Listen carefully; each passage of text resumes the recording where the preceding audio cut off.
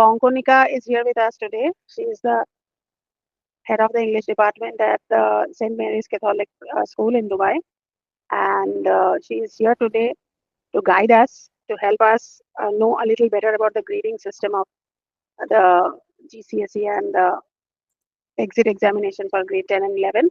Also, she will be adding her inputs on the subject of English, how you people can do better. Okay, I think we can start, Konkonika. Arav, which curriculum are you following? Which IGCSE curriculum are you following? I'm following Edexcel. Okay, so it is IGCSE Edexcel, right? Yes. Okay.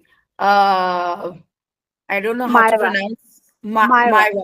Myra, which curriculum? Good morning. Which curriculum are you following? Good morning. I'm following Igcse GCSE. Edexcel GCSE. So you're in Dubai College? Yeah. No, I'm in the English college. You're in English college. Okay. So both are following Edexcel. So one is GCSE and one is IGCSE. Okay, fine. So how do you feel about the curriculum? I mean, just both of you, I'm asking, how do you feel about the curriculum? Hard, easy, especially the English?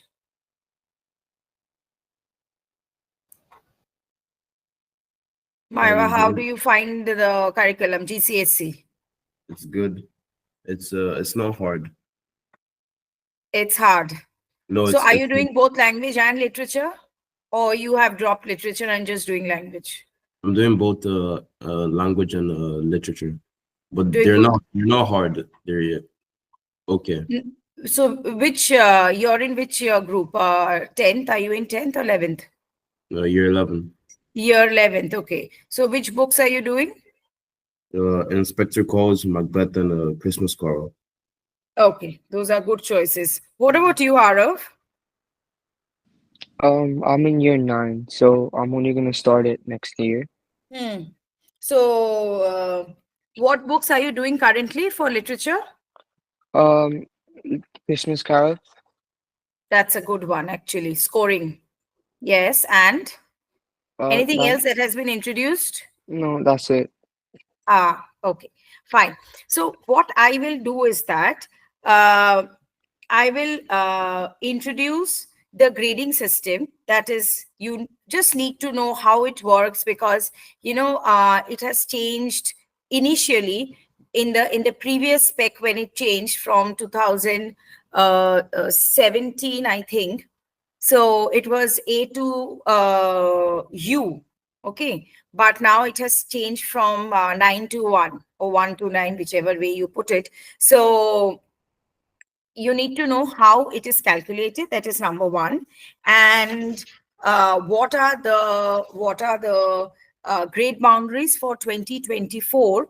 So it has come back to the pre-COVID times, because during the COVID times, the grade boundaries were dropped to a very large extent. Not only that, Maya, since you're in year 11, in GCSE, literature, one entire book was cancelled. So in paper 2, you're doing Christmas Carol and poetry, right?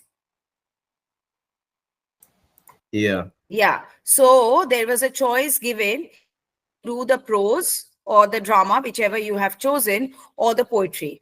Everything has been scrapped out and we have gone back to the pre-COVID era. And that's why the grade boundaries have been going up since then. And last year it had gone quite a bit. Okay. Okay. Can you see the agenda on the screen? Yeah. Yes, yes. Okay. Yes. So we are going to talk about the grading system, the exam preparation, English language literature, the question patterns, the coursework. Since there are no AQA students or Cambridge students, coursework will not be there. GCSE, Edexcel, there are no courseworks. There are no internal assessments per se, apart from the spoken language endorsement. IGCSE English also, there is Edexcel if you are doing. There are no courseworks. It's entirely corrected by the board. Okay. So let's start with the grading system of GCSE. Now, GCSE, as you can see on the on the screen that GCSE, it has percentage, now it has become percentile, and grade boundaries change every year. So if you can stop me and ask me a question if you have a doubt as we move from one screen to the other. So GCSE, now these grade boundaries are set every year. Now, how do these grade boundaries are set? So for example, the highest in 2024, for example, the highest in 2024 out of, we are speaking about GCSE. So the total marks is 160 for language and 160 for literature. Right. So it is 6496 and in literature it is 80 plus 80. So suppose the highest in out of 160. So your 9 will start from there, right? And they have this calculation. It's a complicated calculation. So they will do to determine how many 9s will be there.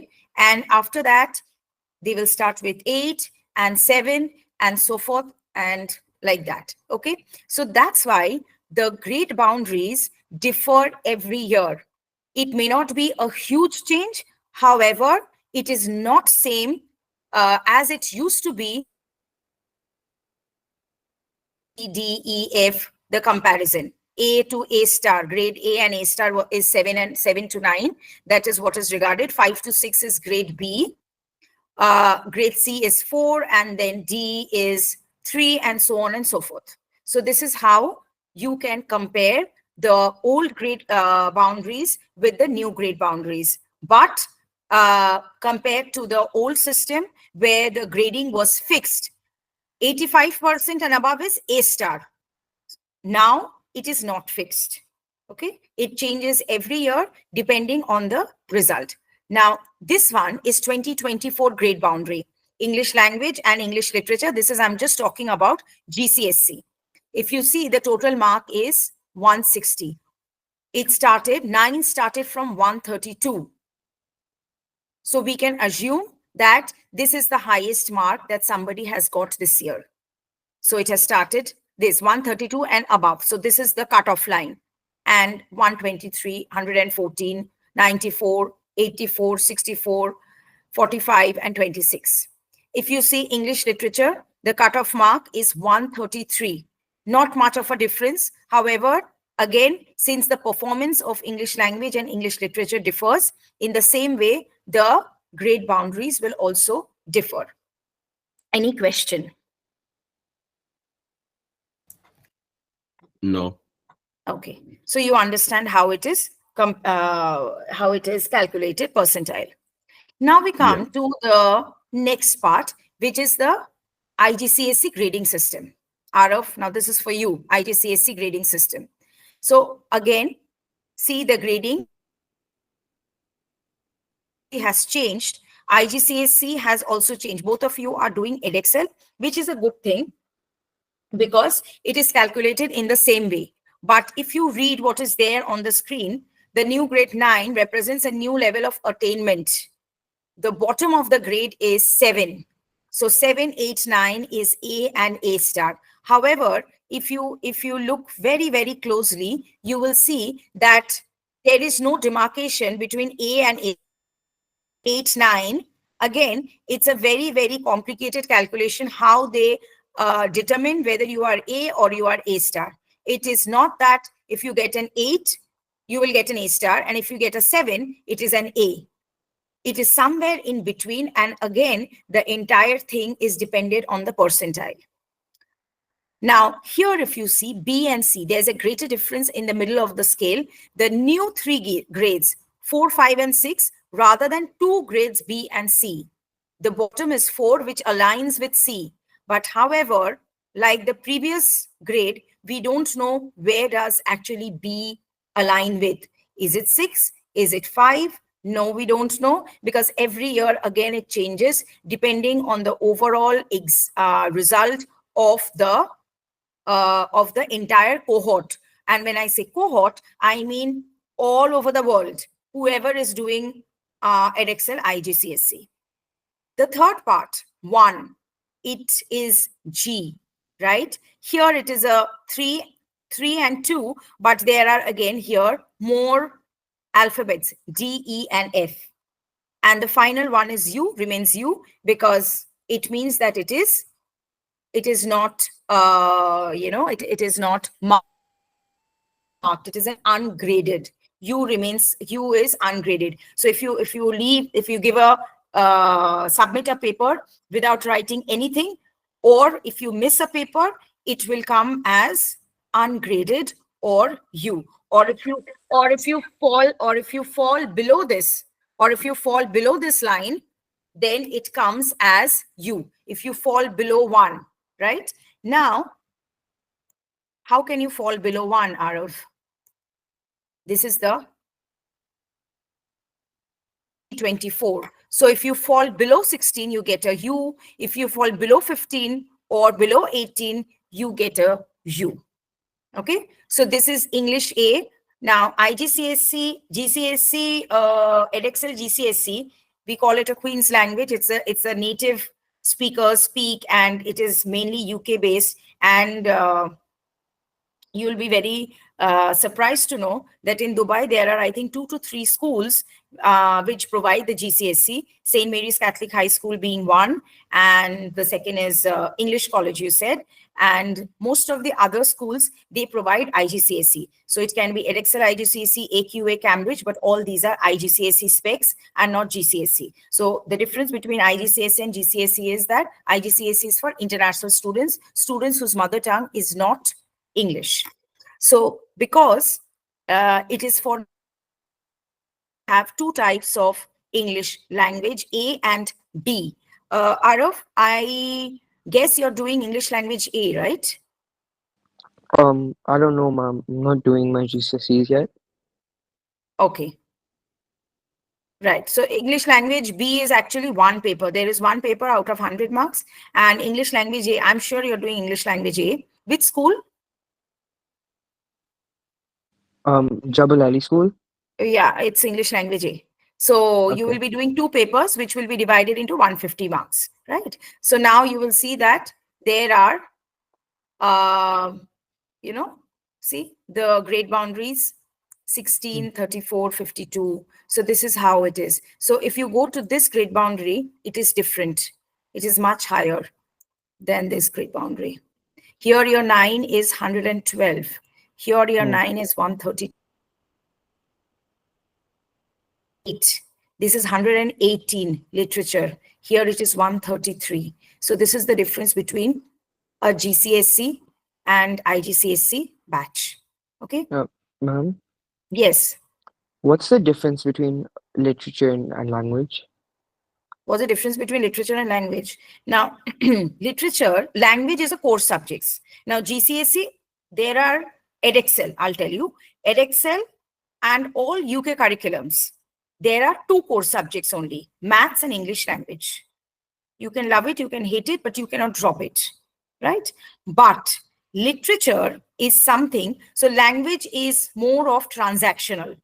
So there is spoken language. There are 2 papers. One will be fiction, one will be non-fiction. Your non-fiction, they will teach you to write articles and speech and guide and letters, something that you will need or you might need in everyday, in everyday life. Another paper, which is a fiction paper, will be more of, literary content. So that gives you just a taste of that literature.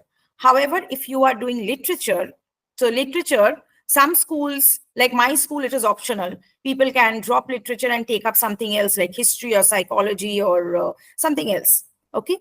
In some schools, literature is not optional. You have to do it. But I would suggest, please do literature, because literature opens up a lot of avenues for you in terms of even when you go to apply for your college, you have to write your essays. I'm sure you're aware of that. You have to write your essays, and a lot of things, your admission depends on those essays. So literature helps you to do the essay because it gives you the perspective, it builds up your vocabulary, and there you will do poetry, you will do drama, and you will do prose. So this is the difference. So these three things are absent in English language. It is more of conversational, transactional, and the literary content that you have in one of the papers, it will be limited to a prose or maybe a small poetry or something. In IGCSE anthology, there are poems in the fiction paper. In GCSE, there are no poems. It's just a 19th century fiction. That's about it. Okay, Arav, have I answered your question? Yeah. Okay. So then we have this. Okay, this is something that this is a wholesome thing, which tells you that this is the A star. A is 7, but again, as I told you in the previous slide also, it is not very, very clear. Okay, so the middle of the scale is 4, 5, 6, B and C, but 4 is very low. Let me tell you, it's really low. So you need to come up to 7. That is a minimum grade that you should look at, because this, although they say that this is the middle range, this is not the middle range. This is your starting point.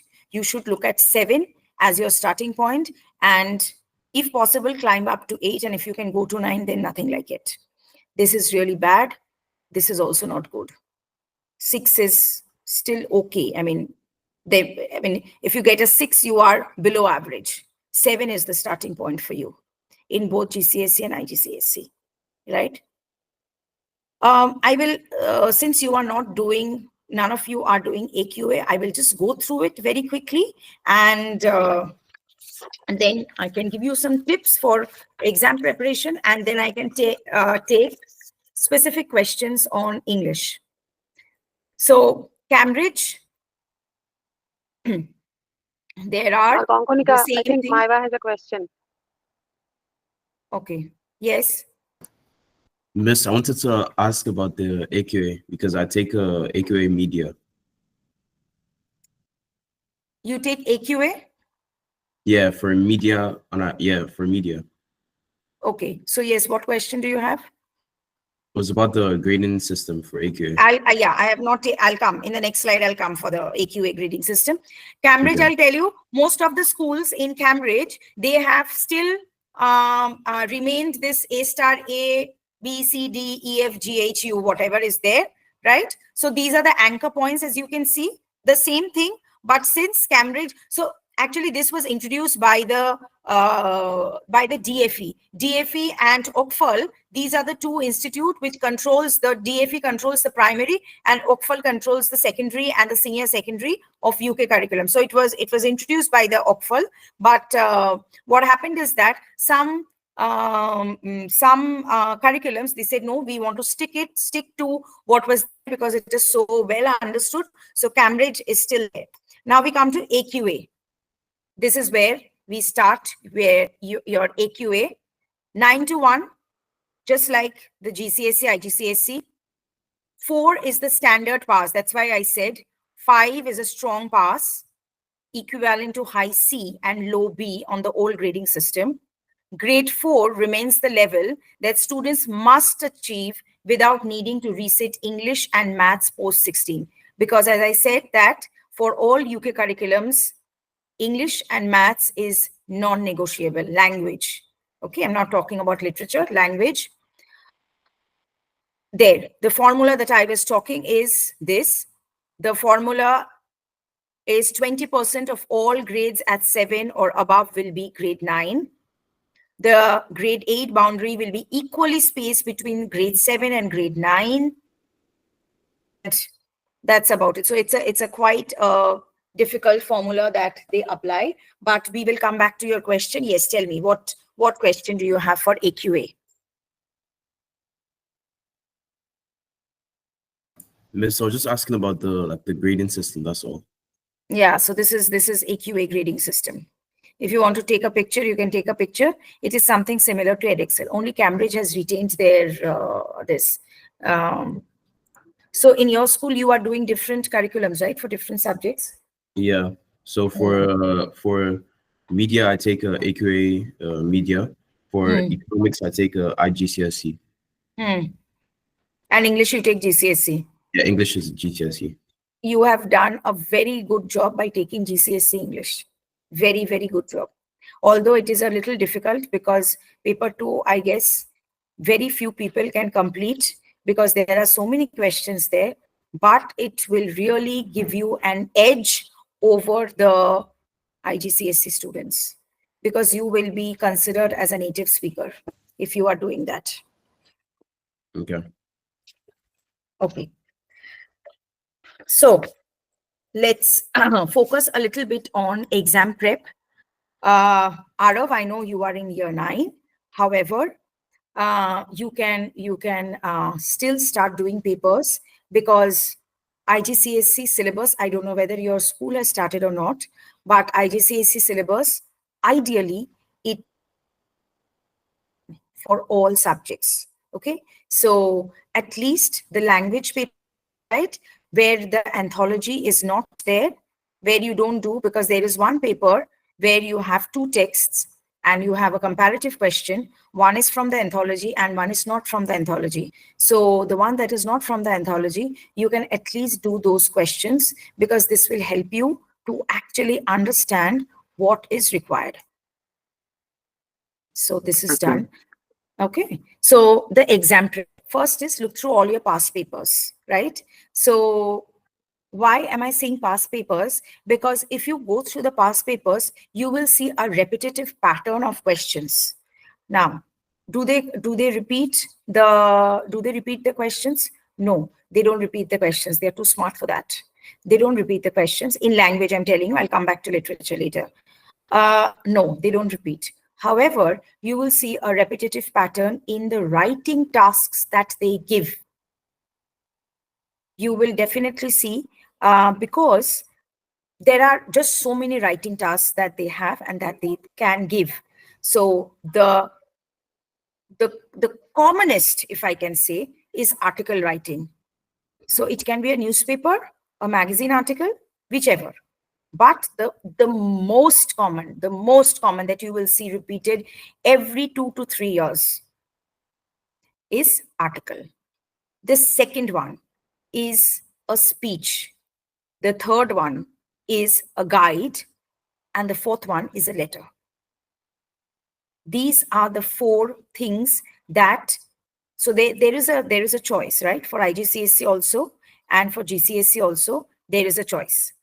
So if you see, there is a repetitive pattern. About English because I'm dealing with English. I correct GCSE English papers. That's why I'm talking about English only. But if you go through the other papers, you will also see a repetitive pattern. So you can identify common questions. What I have realized after talking to other HODs of maths and science is that there are multiple questions which are repeated, only changing the approach, maybe the numbers in maths or the framing of the question in science, but very familiar concepts come. So please go through the last 10 years paper. After that is, after you will not get 10 years paper because this specification changed between 2015 and 17. So whatever you have, please go through. It is all there on the Igcse website, except the last few locked papers. Okay. So the last few locked papers, your teachers will have will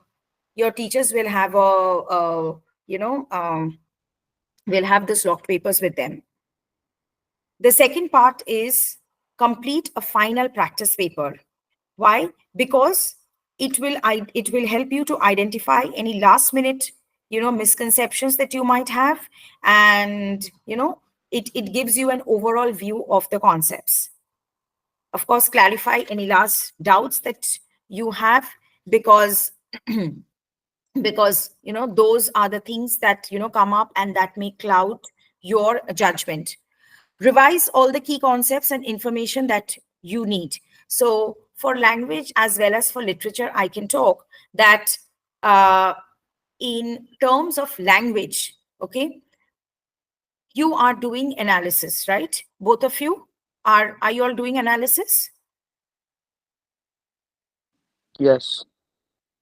So you all are doing analysis. So if you are doing analysis, your teacher will be focusing on a lot of stylistic devices, right? From the basic stylistic devices like noun phrases to a more advanced approach like euphemistic phrases or something like that. So what I would tell you is that make a cheat sheet of that. Keep all of that together, because it is easy to forget and difficult to identify when you see the paper, right? When your teacher is with you, it is easy, but when you are all alone in the hall, it becomes very, very difficult. So you start your syllabus, your board syllabus, when they will be doing novels or poems or a play, then again, what I would suggest is that make a Google Doc, which I tell my students also, make a Google Doc, or you keep highlighting, or better to keep a Google Doc, because the day before you don't have the time to study the entire book, so you can just go through it. And quotes are very important. Of course, revise all the key concepts, information that you know. A mind map is definitely required, and sufficient rest you need. Now let's come to the English, right? Now English has 4 components, right? Apart from reading, what are the other 3 components?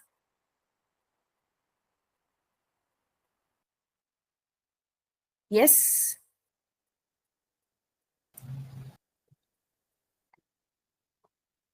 Uh, Comparison. Reading, writing, speaking, and listening. Okay, 4 Oh, components we have, right? Now, yeah. are you all aware of the AOs, the assessment objectives? The Mm, AOs. no. Okay, so you need to know the AOs, assessment objectives. For each curriculum is different. So IGCSE, GCSE, AOs are different, right? So now reading, there will be a range of question, both for IGCSE and for GCSE. So whatever I have written on the slide, of course, that you do, but the basic things where people go and make mistake. One, you will have a question, both of you, where you will be asked to identify a phrase or a word. You must have come across this question. The moment they say identify a phrase and you write a clause and you feel happy that, okay, I have identified, but that is wrong, because you have identified a clause and not a phrase. Identified a sentence when they have said a word. So be very particular about that. If you don't know, please ask your teacher to specifically teach you the difference between a phrase, clause, sentence, and a word. I have seen people losing marks on that while correcting board papers. Absolutely correct answer, but just because instead of a phrase, that child has written a clause, there is no marks given to that child. That is number one. Second, when they are asking you to read the question and you can quote or write in your own words, there will be questions like that. If there is a choice to quote, please quote, because the correction that happens, it happens on soft copies, right? I don't get any papers from the UK because there is a problem of, privacy. So what I have, and what other people sitting in UK also have, they have all soft copies sent the secure channel. We have all the soft copies, so it is very easy to miss out if you are writing in your own words and if you're not using that particular thing, that particular word. So when they are asking you or giving you an option to quote, please quote. 2, 3. There is one question that will come where you will be asked to write in your own words. When you're writing in your own words, please make sure you are using your own words, but which is very close to or a synonym of what is being used in the comprehension passage, so that there is no way that the person can overlook that. Better underline. Okay. When they are asking you to summarize, okay, please do not quote, because then your marks will be deducted. It is level 2 if you're quoting in summarization. It is there in IGCSE. Summarization skill is not there in GCSE. So particularly for you, Arav, when you are asked to summarize something. Now, evaluation, right? How many of you have done both analysis and evaluation? It's there both in IGCSE and GCSE. I think I have. You have done, right? Okay. So what is the difference between analysis and evaluation? Evaluation has more of like a structural point of view, like the whole like essay.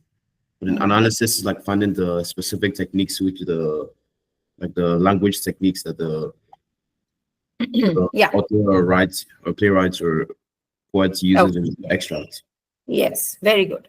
So analysis is focused on terminology. So you have a 15-mark analysis in paper 2, a 6-mark analysis in paper 1, right? Analysis, when you are doing... Miss, can you say that again? Hmm? Can you say what you just said again? Yeah, you have a 6-mark analysis in paper 1 and a 15-mark analysis in paper 2, right? Yeah. So paper 1 is question 3 and paper 2 also it is question 3. So paper 1, very easy to get 6 on 6 in boards. Paper 2, also easy to get 15 on 15 in boards, but make sure you identify at 10. They actually count the number of stylistic devices that you have identified, and make sure it is a mix and match of language and structure. Okay, because if you just focus on language or just focus on structure, you will not go above level 3. Okay. Arav, this is for you also, okay, because you also have analysis. You have a 12-mark analysis question. Okay. So in the non-fiction anthology, it is easier for you because the anthology ideally should be done in school by the teacher properly. But in GCSE, it is not done. It is everything is unseen. So that is number 1. When you're doing evaluation, please remember, you don't focus on any terminology. However, you can focus on specific writer's craft. Suppose there is a flashback, you can focus on that. Suppose a lot of imagery has been used, you can focus on that. And the 4 things that they need, if you see your grade descriptors, it will be there. It is your setting, your events, your ideas, and your themes. So they will look for these keywords, whether you have mentioned in your answer and what you have done. Please quote. Quotation is very, very important for both analysis and evaluation. And for evaluation, please focus on the intention of the writer and the effect on the reader. That is what they're looking at, because it is more of personal. So use some good vocabulary that the writer has deftly included, wisely incorporated, specifically managed to include the detail. So when you are using such phrases, it shows your discreet comment on the writer's style. Rather than writing what I generally see, the writer shows, the writer shows, the writer shows. The examiner knows what the writer shows. What is your view on the writer? What the writer is showing. So that is what the examiner wants to know. Comparison. IGCSE, GCSE both has the comparison, right? But in IGCSE, it is one question. In GCSE, you have 7A and 7B. Don't make the mistake of taking 7A points and repeating in 7B. Please do not do that. You don't get marks for that. 7A is 7A, done, dusted, 6 points. 7B, 7 points. And 7B, you have to do analysis of those 7 points. A little bit of difference in approach. Any questions on reading before I move to the next slide?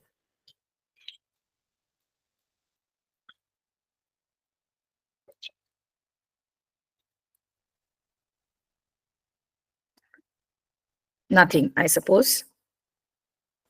Okay. So just one more slide left.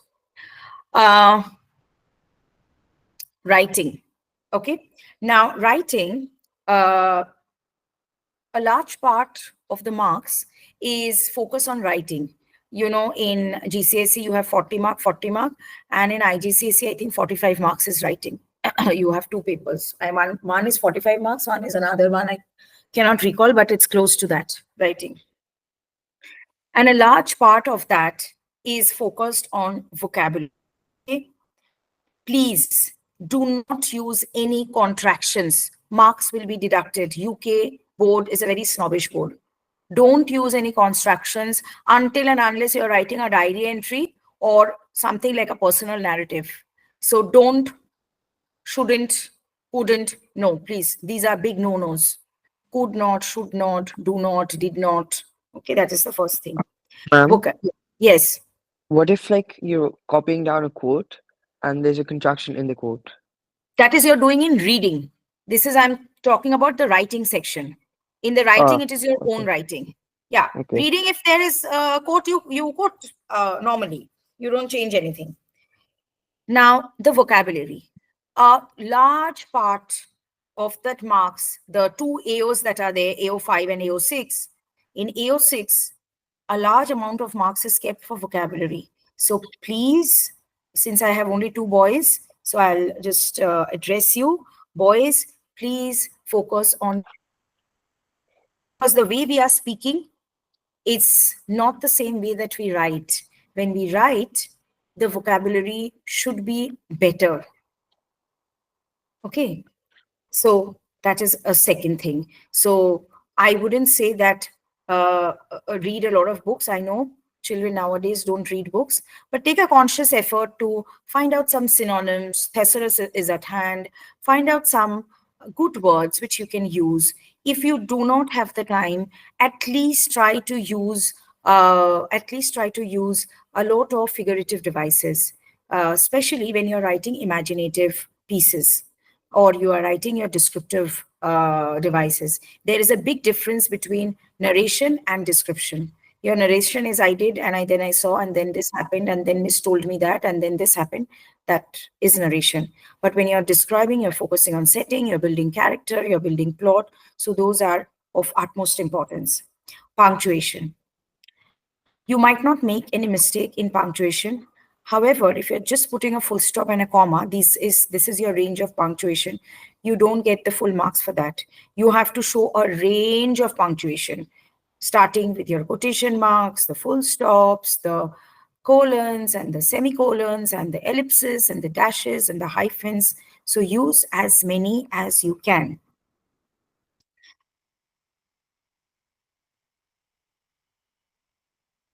Your presentational, organizational, and all linguistic features. Organizational feature, why I'm telling you, it should be coherently linked. You have to use proper connectives.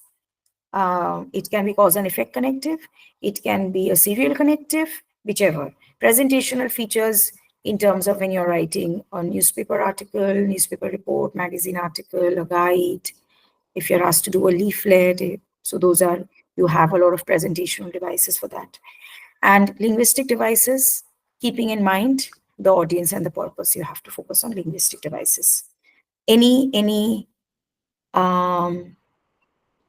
questions about writing? Then we go to the last part.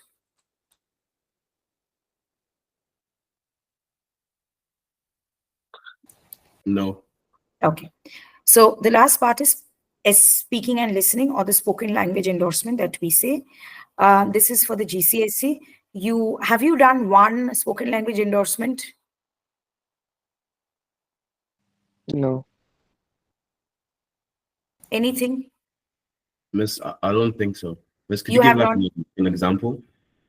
So they will give you, so you can choose any topic, right? So you can choose any topic, and then you have to speak on it for 6 minutes.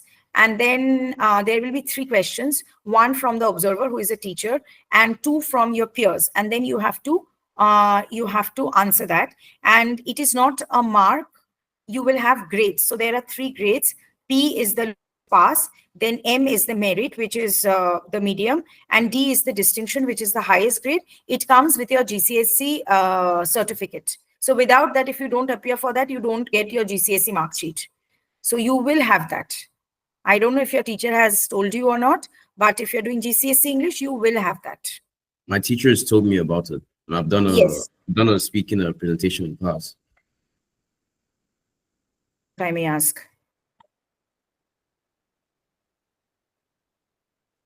Do you remember your topic? I think I have the doc in my saved. Okay. So you will have a final round also. Some of you will be called for an audiovisual recording also, because GCSE, the board needs to see some samplers of how teachers are marking. So don't take a paper, please. You can take flashcards. Don't use any PowerPoint presentation, because that will not up your grade. Doesn't matter. What will increase your grade is that your fluency, your body language, your confidence, the content of your speech, and how you're answering. And spoken standard English, please. Okay. So here you can use your contractions, but okay. So that is it. For IGCSE, a formal one will not take place, but it is incorporated in the syllabus. So maybe they will change, because every year they are bringing in some changes or the other. So maybe it will change. But as of now, IGCSE does not have a formal spoken language endorsement. However, it is incorporated in the syllabus itself. So you will have some, speaking activities, and that's about it. Now we have the clearing of doubts. Now I will stop sharing, and you your doubts. Any doubts that you have regarding English, or if you have, yes, Arav, you have raised your hand. Sorry, ma'am. I think I misclicked the thing. Okay. Any doubts that you have?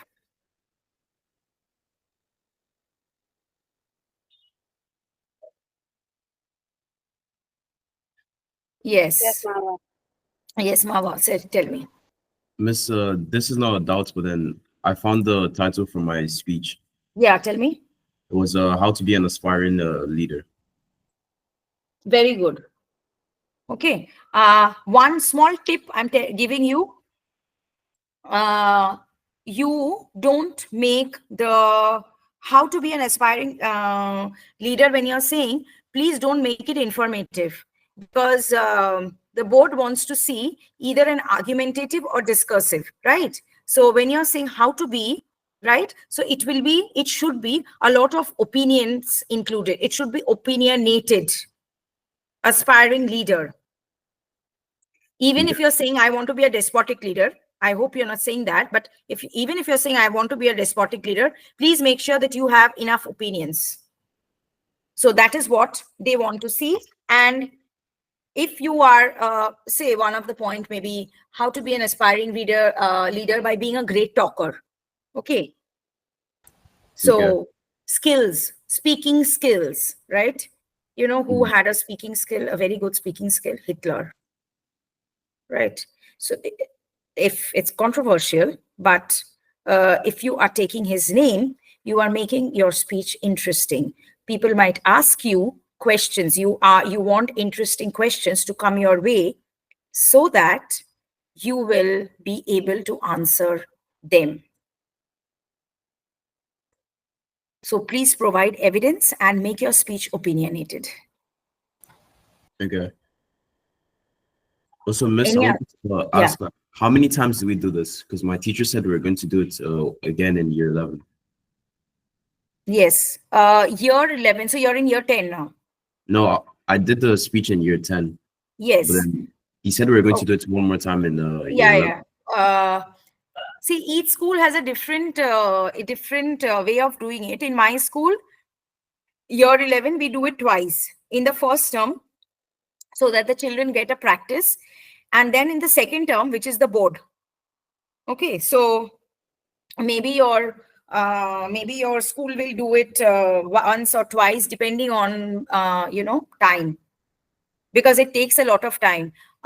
Please also time your speech, because it should be between 5 to 6 minutes, right? Not less than 5 minutes, because if it is 4 minutes and so, nobody will tell you, but you will immediately slip to merit level. You will not go up to distinction level.